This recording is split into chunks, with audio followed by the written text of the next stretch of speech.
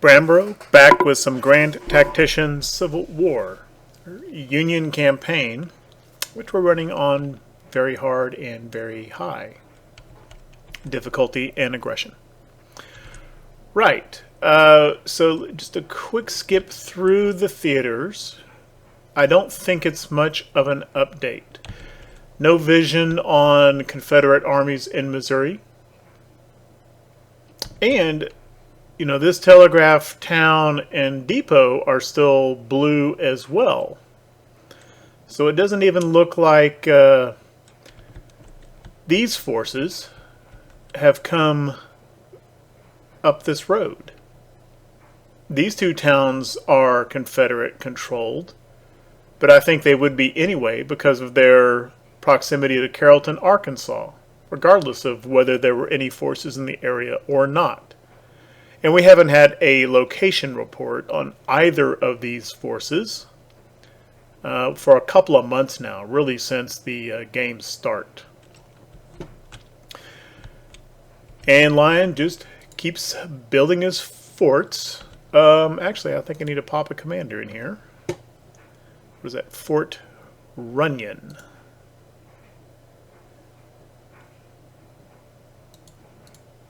Yeah.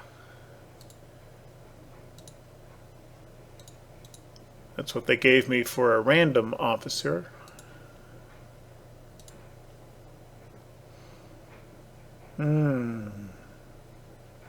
Most of the colonels up here are actually kind of good enough. I've been saving them. I might use them in a field army. Okay. Looks like Cole gets a new command, adding a little bit of support from the state of New York.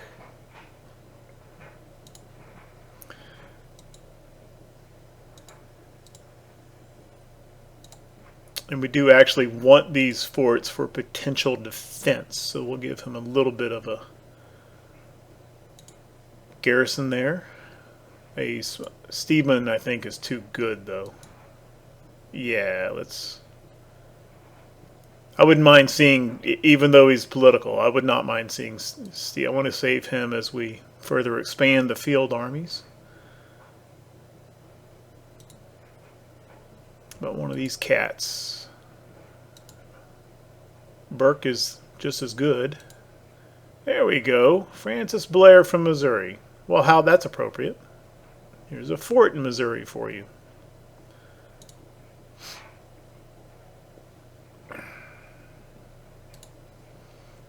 And as I had mentioned earlier, readiness slightly back up, which means his command radius is slightly back up, which means he's working on this fort again without having had to move. Alright, so that's what's going on there. Grant in Louisville is starting to get a few units into the Army of the Ohio. They're not all there, but they're about half there. And the furthest out unit is 16 days away still. But even after they all get here, he's got to bring readiness up. And I actually cut a lot of footage from the last episode because, oh my gosh, I was so stubborn with that. Trying to use all those batteries that just went on forever, and I had to cut a lot out. So I don't know if but in the battle in the last episode, I did have one cavalry brigade and I think a battalion, artillery battalion, where it wasn't clear why. It was clear why their morale was low. It was because their fighting spirit, which acts as a morale cap, was unusually low. It just wasn't clear why their fighting spirit was low. It was their first combat, and it. But that was true of all other units in that army. But the forces that I had the morale problem with, those two units, had been very recently recruited. And I think what differentiated them from the rest of that army was training level. McClellan's army, I mean, they're not super veteran, well trained, but they are at level poor. Whereas those newest units that we pulled into that army would have been level untrained. And I think that was a factor in their fighting spirit cap. So, even when Grant has all of his guys and gets up to green readiness, I don't know that I'm going to do anything with him. I may move him down this far, bring him down to like Bowling Green. I might do that. But by then, we'll be getting close to winter anyway, and I kind of want him to sit around for a while because his entire army will be untrained. And the way that forces get trained up in this game, we're talking training vice experience. Similar, but not the same. It'd be nice for them to go onto full operations with at least poor training level. My point being, as soon as the rest of these units get here, that does not mean that Grant's immediately going to go on a tear through Kentucky and Tennessee. Over here in the east, in the last episode, as mentioned, just had a battle, defeated the Army of the Northwest under Garnett. And that was the first combat experience, I think, for McClellan's Appalachian Army. We are a little bit low on supplies, specifically food. Condition is still good. Garnett should be retreating south. I think the most likely Confederate-owned infrastructure point that he would have available is Gailey Bridge down here by Charleston, Virginia. Now, earlier, and we kind of need to go in this direction one way or another. Earlier, I had not wanted to make this march all the way through here because supply is bad, and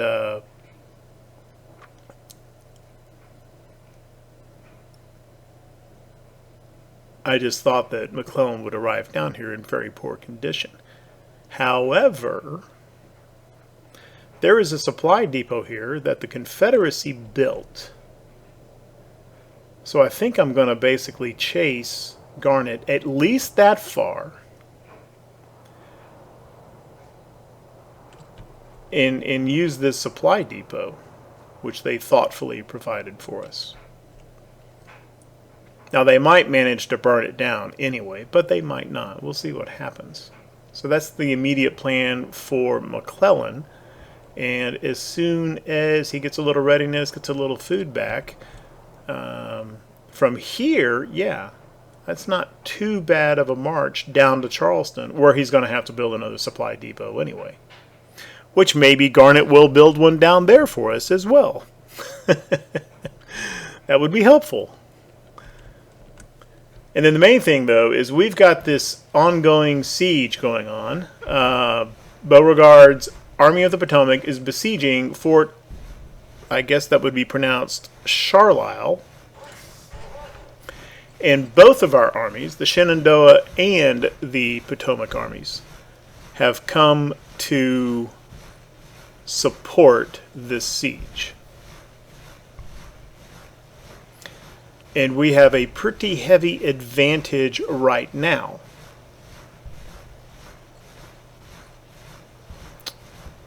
What we do not have is the option to assault, either on the tactical map or even to quickly auto-resolve it. We're locked into this siege. The only way out is to just give up and retreat anyway, leaving the garrison to its fate, and the Confederacy would capture that fort. Well, we don't want that, so we're just locked into this and basically cannot get out of it. which for the moment is okay because we have a good advantage. It will not be okay if Johnston's army of the Shenandoah, which is thought to be around 30,000 men, comes to join. That would suck. because I believe that the Confederacy would win that. And we don't have a way out of it. That wouldn't be just as bad as losing the siege anyway. So we'll just see what happens here. And I think my mistake there was both of our armies are in defensive stance. I think that is probably what took away the option to resolve by assault. So a little bit of an oversight there by me. And also, all our forces are here, other than this fort at Featherston, just now built. I don't think it even has a garrison yet. Not a garrison that's arrived. Other than that, Washington is wide open.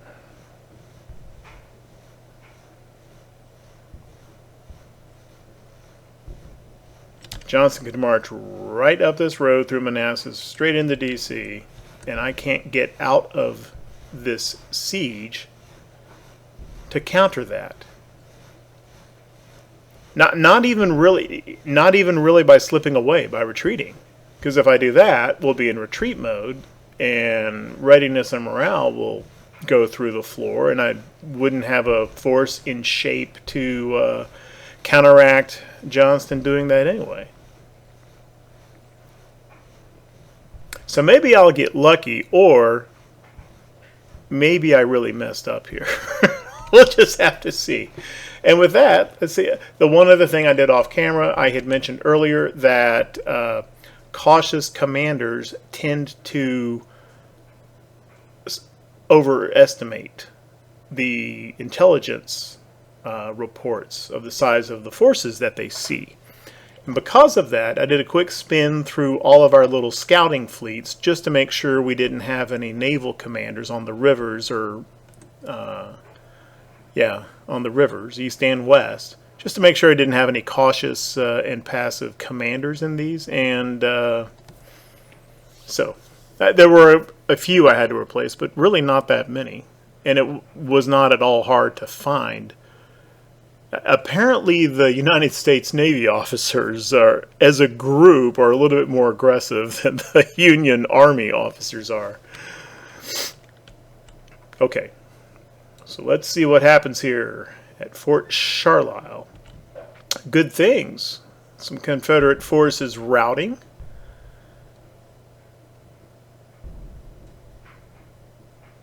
During the siege. More of that, please. Okay, we have our Diplomacy 1, which means we've got some Enfield and Lorenz rifles. I'll go through and populate all those into the brigades off camera, probably. And so the question is, what policy do we go with next? And it basically comes down to two choices. Two very closely related choices. Either Military 2 or Militia Act 4. Both of which will give us a larger manpower pool. And of course we get the longer contracts with the Militia Act, and we get the Army Corps structure and some civil order and trade warfare subsidy increases with Military 2. And really the question that I have is, we get a recruitment subsidy bump up from Military 2. That's what is going to increase the volunteer manpower pool. Whereas Militia Act 4 gives us increased recruitment quotas in the various states. So it's not really clear, okay, which one of these is really going to give us more manpower.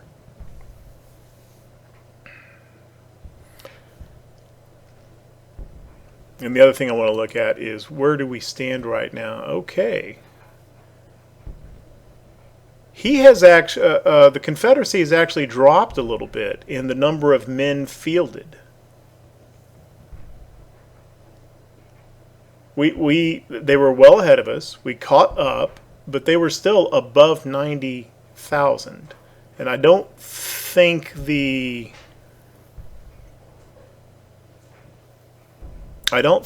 the casualties from the previous battle fully explain that.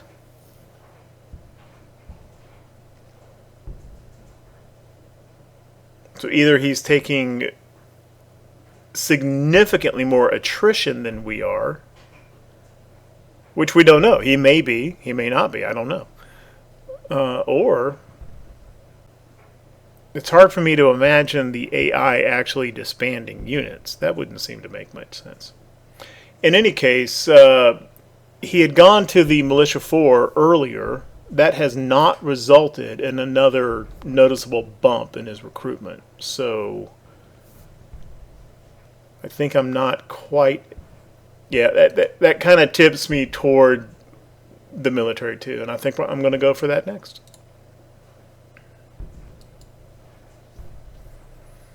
Because there are... It's not just the recruitment. There's lots of other advantages to taking that policy as well.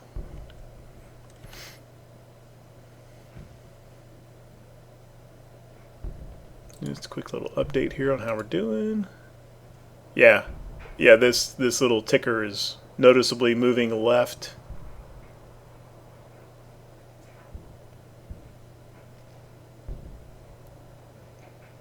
The tooltip says, engagement will take many months. I have found that little describer in these things to be completely unreliable. Sometimes it says many months and it's like over the next day. Sometimes it says, fort will fall in 2 days, and you're still there like at the turn of the century. You know, the war's been over 40 years and the siege is still going on.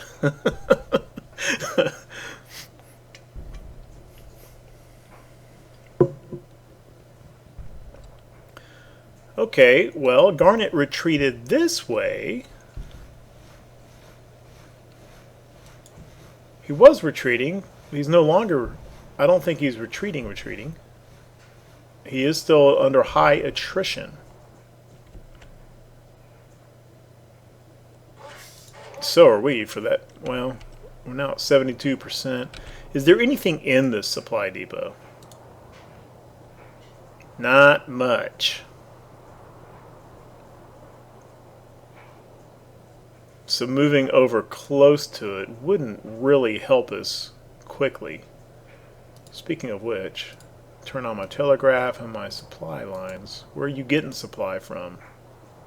Just from this one infrastructure point, and it's not doing the job.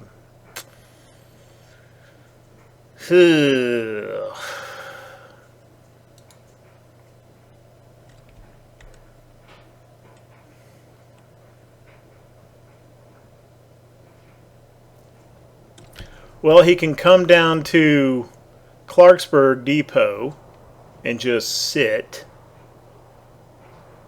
It'll take a while for this depot to begin populating with supplies, which will immediately flow into him, so it won't really build up a stock.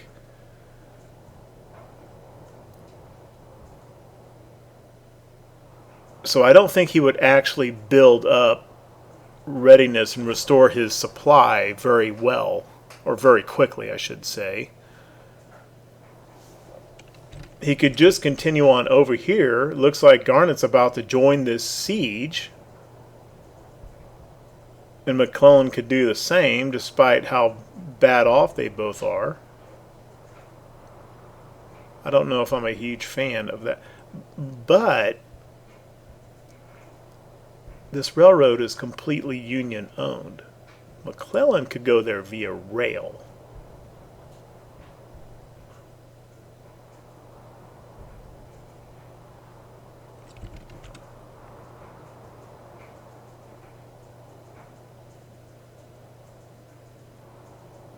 Or Garnet is apparently just bugging out of the West Virginia area entirely.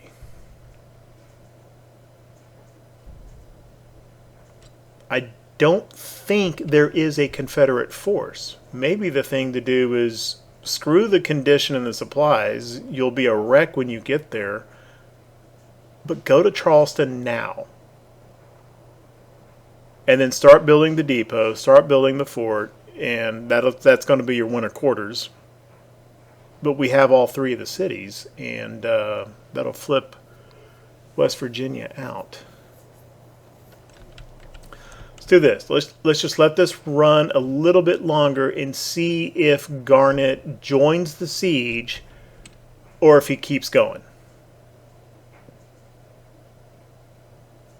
I think he's going to keep going. If he keeps going, we'll go to Charleston. If he joins the siege, I'm going to bring McClellan over just to ensure that we maintain our advantage in numbers. That's the plan. Oh, by the way, McClellan has a perk slot open. I think I'm going to go for flying column.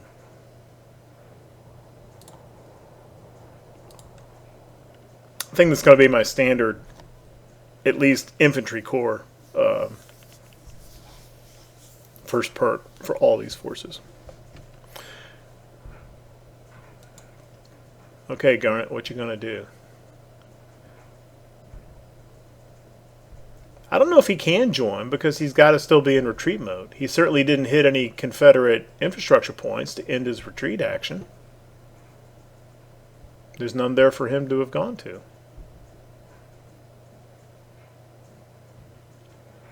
So I think he's just going to waltz through this siege. Like down to here or something. Which is a little irritating. That is one thing that I think they ought to work on with the campaign map is,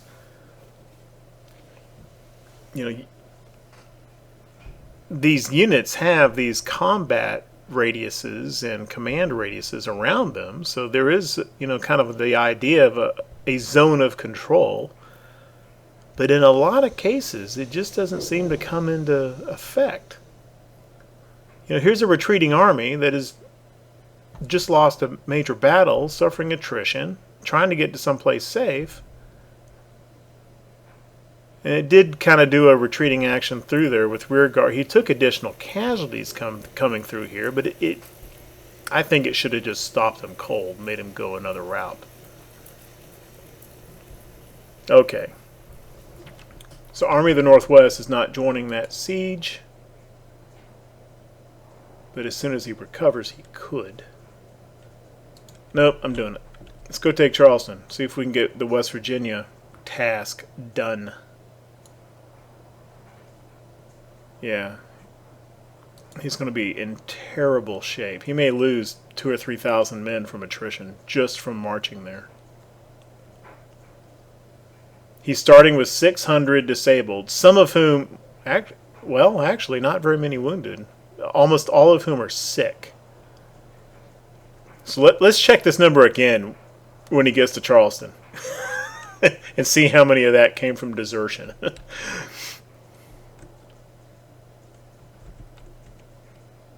Thankfully, Joe Johnston appears pretty passive. We still don't see him anywhere. Neither over here or over here. That's good. You boys need to wrap this siege up.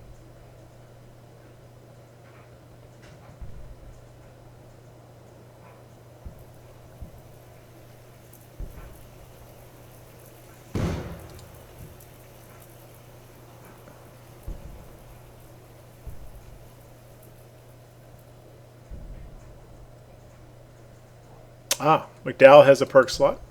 Flying column. See if Hooker does. Not quite yet, but he's real close. It's really difficult to see, but in the little rim around the perk slot, it fills up with red, and it goes around clockwise. And when it fills up, that's when you open up the slot. And I see red just about all the way around there.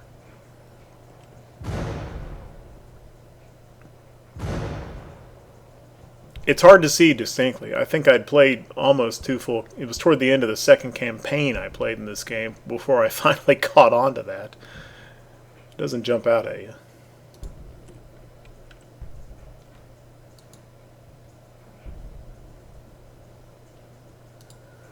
Alright, guys.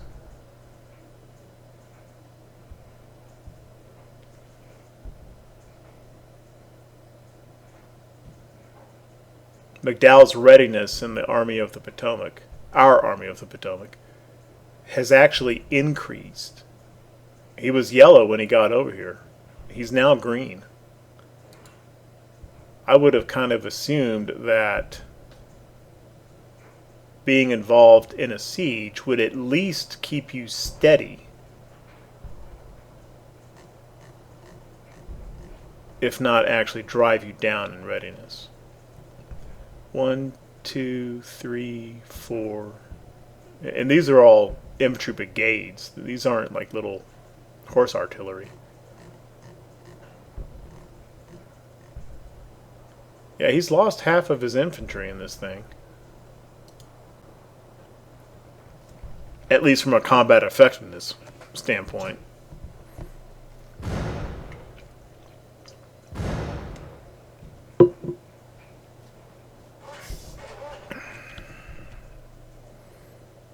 Well, let's go over and check in Missouri. Nope. I don't think there's been any change. Still working on his fort. It's about halfway done. No change here with these fellas. Grant is now up to orange readiness. That may indicate he has all of his troops here now. Just need one more infantry brigade. Alright, that's good.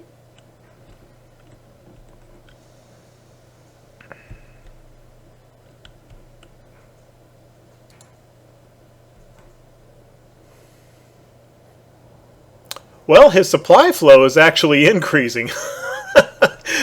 I guess there's more supply coming from this town than from that one. And his readiness is not good, but he really hasn't lost that many soldiers from attrition. Maybe I was being a nervous Nelly.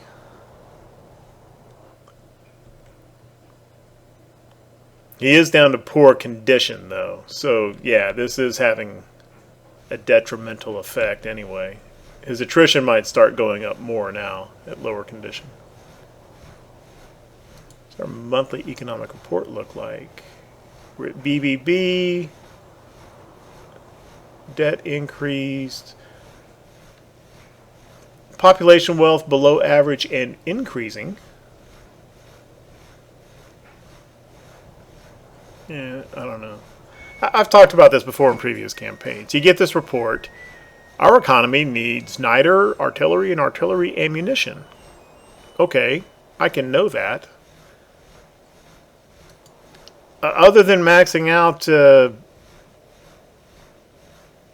subsidies, which, I do, I don't really know what to do, about that. You have all this information in the production and the trade windows that you can't do anything with. Okay, we are capturing Charleston, and let's not wait for the capture. Let's get a supply depot building.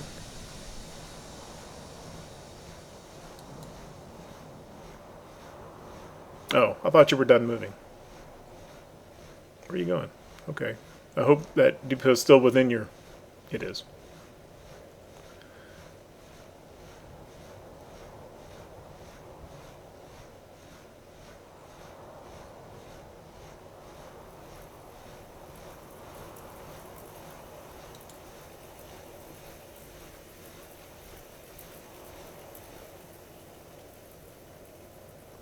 And let's get you building a fort as well.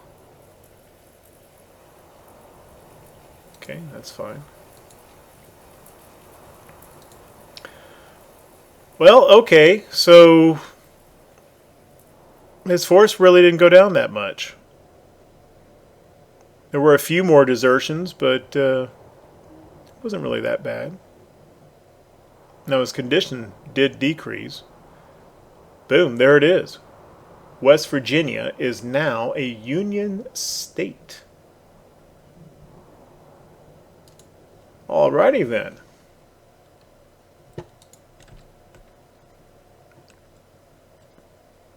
Because Garnett retreated out of state.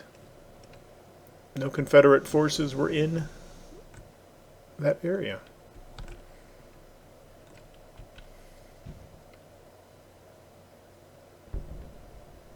Okay, so McClellan has done his assigned task for 1861.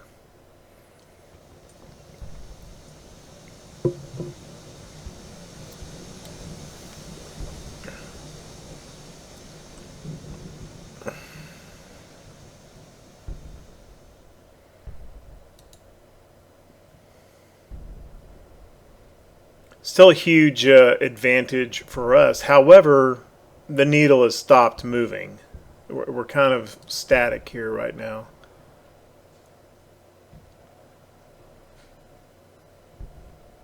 Ooh, what about... Forgot about these guys. Yeah, note the green readiness. It's not a very big force, but it's got another almost 50 cannon in it. Let me throw the engineering corps in there. John Pope is in command of the engineering corps because he himself is an engineer. So let's send him to Frederick via rail. I may as well just keep all these enabled as well. And how about this other engineer? Still yellow.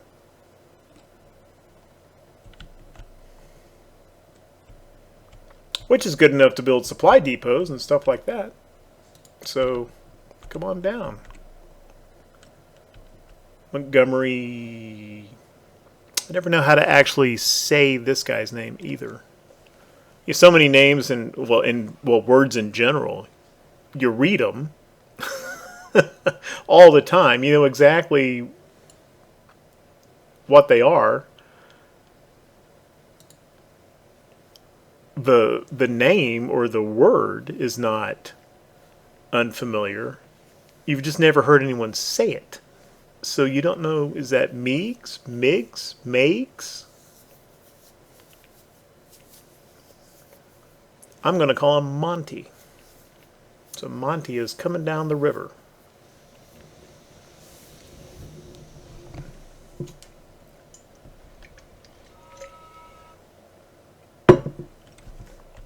And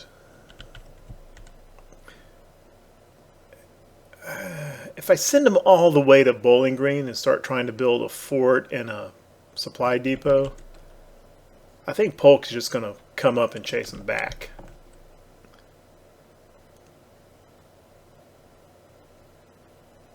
And a supply depot kind of here would really be kind of superfluous. I don't think we need that. I do like the idea of having a few forts around Cairo, which is also important for control of the Mississippi River. I don't really want Confederate forces coming up through here.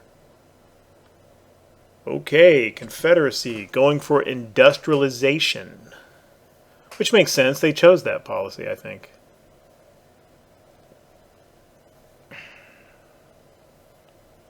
And now he can build additional ironclads beyond just the one that the game gives him. Okay.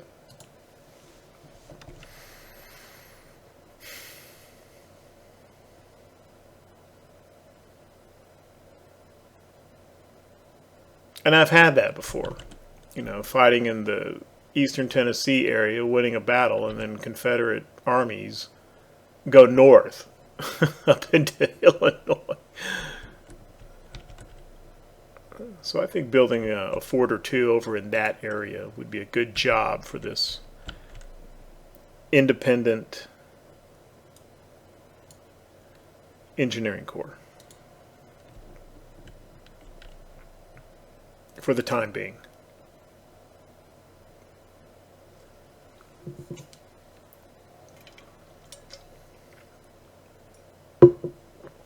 Grant up to yellow readiness. And he has all of his troops.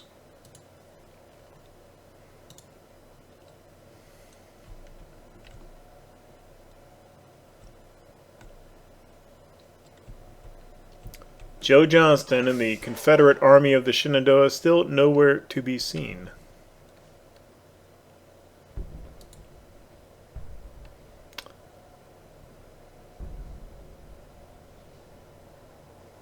No change here, which is a little worrisome. This has actually shifted down. We were at 90 to 10. We're now at 89 to 11. Have we lost any units to rout? I don't see any.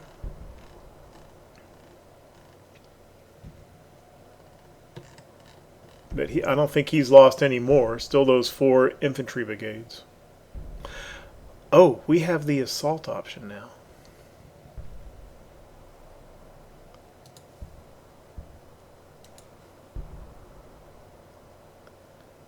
Pausing, I want to think about that. I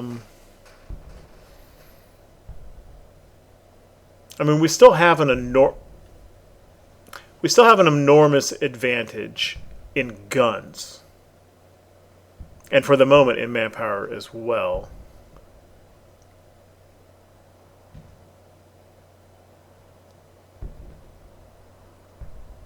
But if we can resolve this siege simply by siege, it will also overall be lower casualties.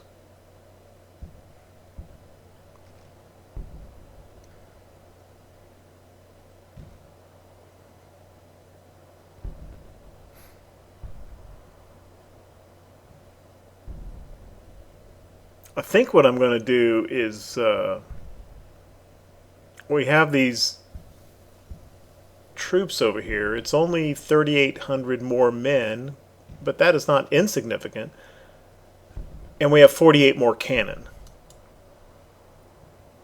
And I don't know if, the siege calculation takes into effect what type of cannon they are. These, of course, are all 6-pounders. But let's see what kind of... let's see how this changes the balance. He may just join and the thing ends.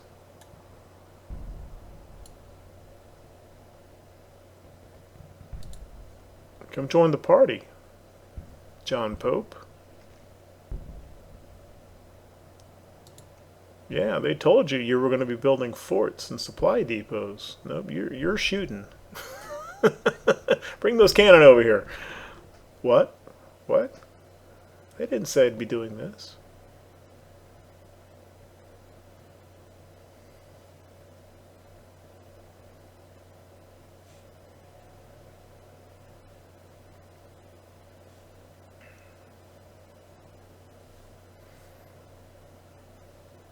As I mentioned in the first episode...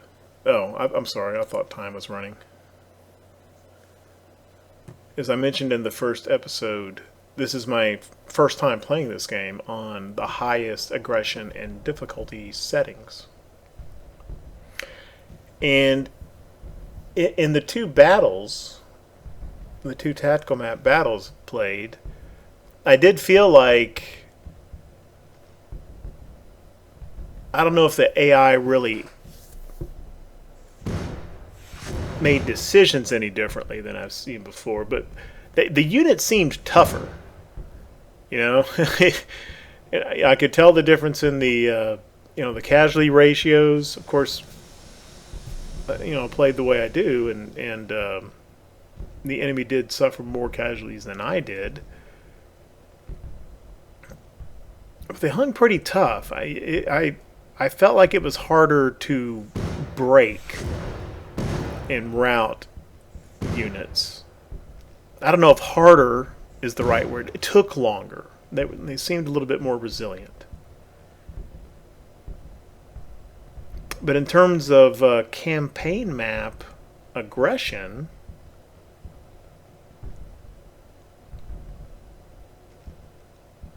I don't know.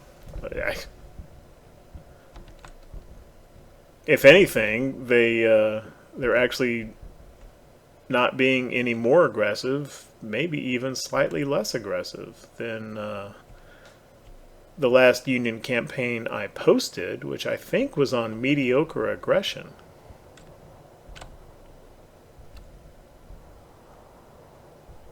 I mean, I would have thought, this is a 30,000 man army somewhere around here.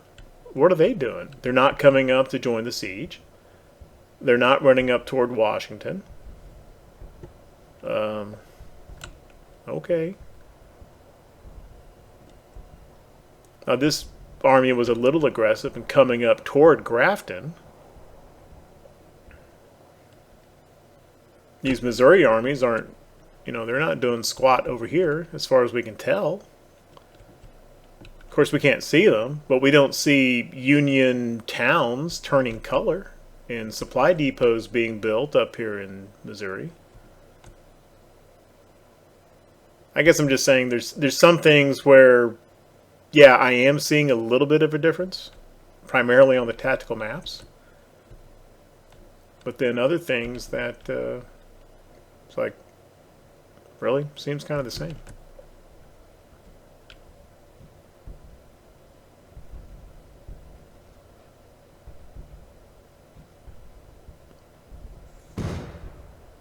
Now, still 1861, right? I mean, they're building up forces just like we are. Some, I might be seeing a different tune come next summer.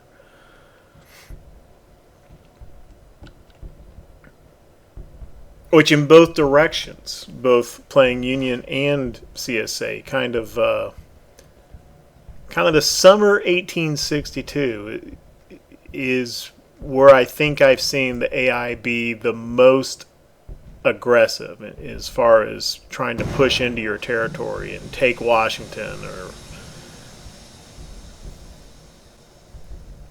and then after a while, after so many defeats and national morale lowers, they seem to kind of peter out and get pretty passive again.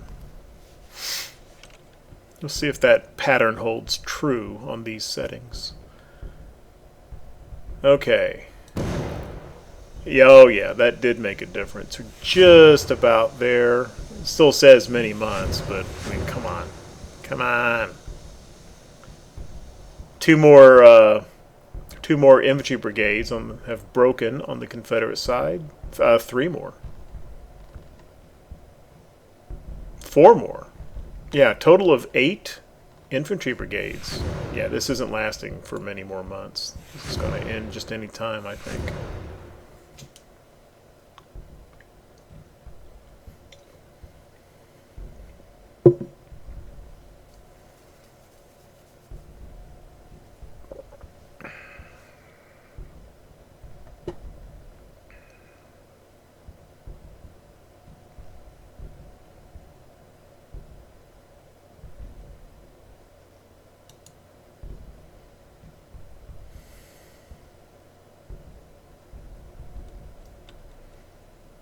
How's our fleet doing?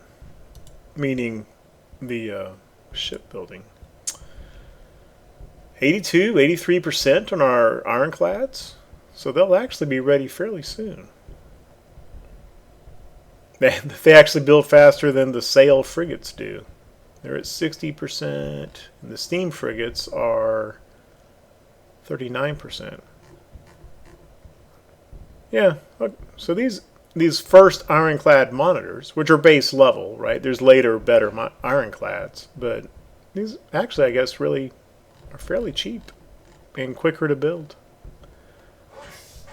And some of our captured Confederate ships, which are now United States Navy ships, got a couple that are ready to go and a couple others that are getting real close. We could actually form a couple more of those little scouting squadrons.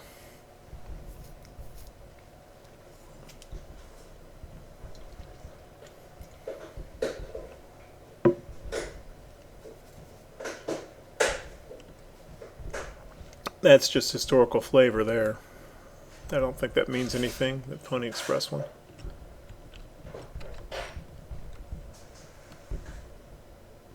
There's another unit routed. There we go. Glorious victory, sir. At Fort Charlisle. Beauregard fleeing. And we did lose slightly more men. That's probably just scaled from size of forces. It's pretty low, though. Okay, so Beauregard is rebuffed.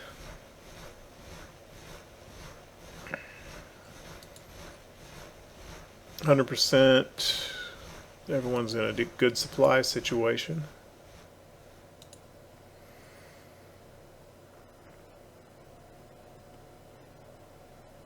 All right.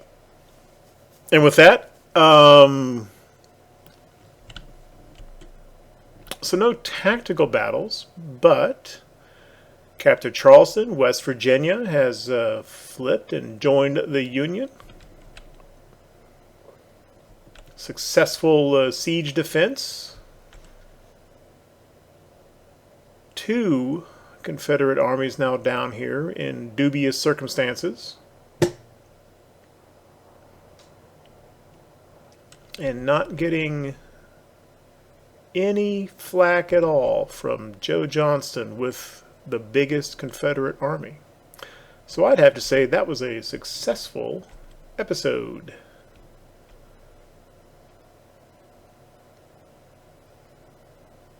And then before coming back with the next one, we'll go off camera and we'll dole out some Enfield and Lorenz rifles. And I think let's just see how many we have.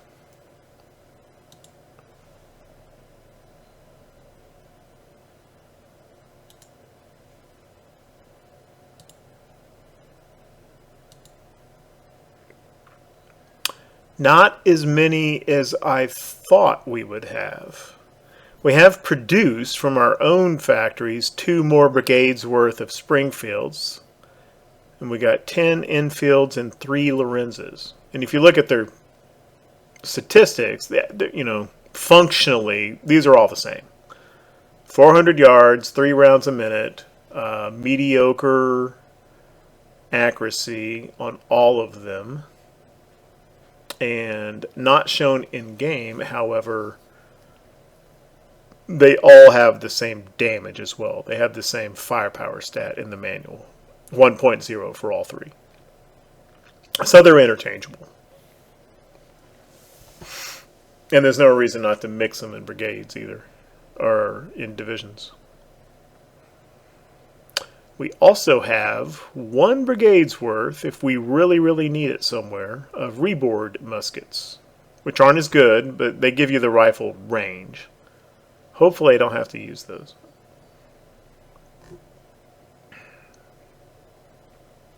While we're looking, how about artillery?